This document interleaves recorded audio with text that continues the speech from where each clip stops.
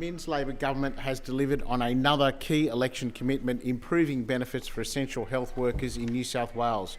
On 30th of October 2024, the Minister for Health, Ryan Park, and the Minister for Industrial Relations, Sophie Kotsis, announced that over 50,000 allied health workers will now access 100% salary packaging and receive a pay rise.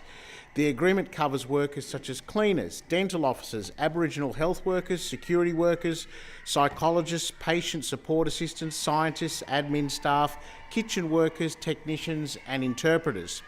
This win comes following strong advocacy and a long-fought campaign by the Health Services Union on behalf of their members, and I would like to congratulate the Secretary of the HSU, Gerard Hayes, for his work with the government to make this happen.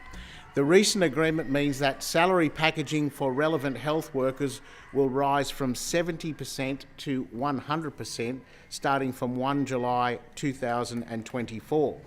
The former system saw allied health workers and New South Wales Health share tax savings from salary packaging.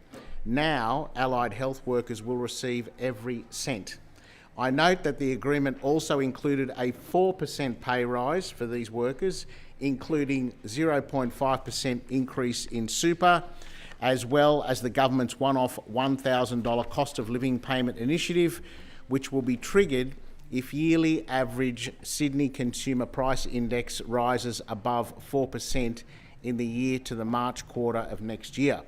Again, I thank the relevant ministers, Minister Park and Minister Kotsis, as well as the HSU led by Gerard Hayes for this important win for allied health workers.